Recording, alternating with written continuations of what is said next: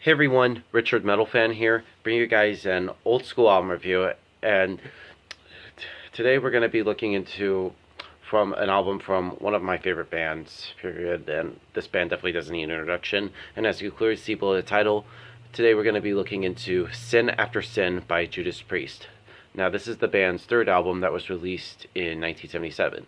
Now, I decided to redo some of my old school Judas Priest reviews. I had some that I did back in like 2014, which I thought were pretty good. So I'm just probably might leave those there. If they look any bad, I'll probably redo them or something. But anyway, I decided to redo Sin After Sin. And let's just go right off the bat. Now, two albums into their career, things were starting to look up for them. This band from Birmingham, England. The mild success achieved from their previous album, Sad Wings of Destiny, got Judas Priest onto a major record label, Columbia.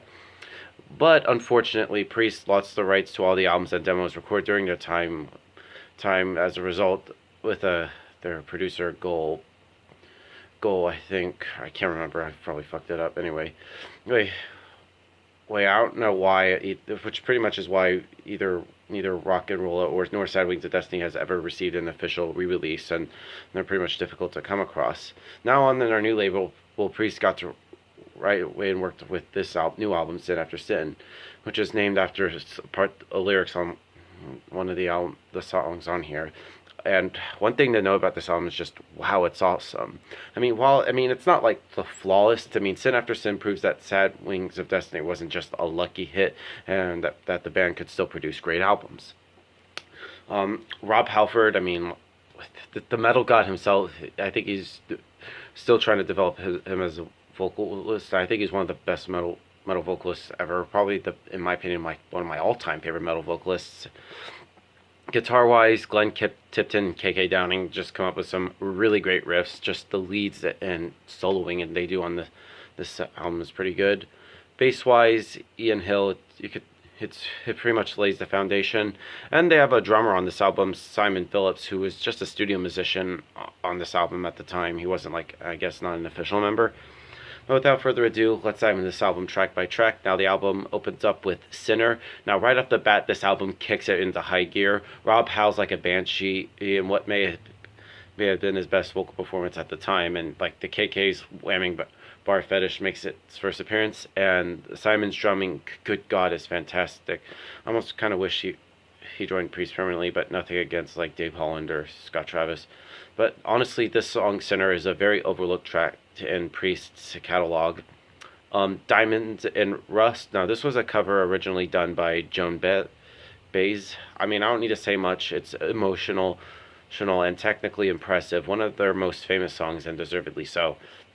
Starbreaker, one of the weaker moments on the album. It's very cool and probably was intended as a crowd pleaser, which I guess it would have accomplished pretty well. However, besides the sweet chorus, it doesn't really stand out as much. Last Rose of Summer, another fairly weak song. It's sort of like a ballad. Yeah, I know, Judas Priest doing a ballad, right? So it kind of stops the energy of the album that is going up for it at that point. But it's not awful, but I usually tend to skip that song. And then we go into Let Us Pray / Call of the Priest.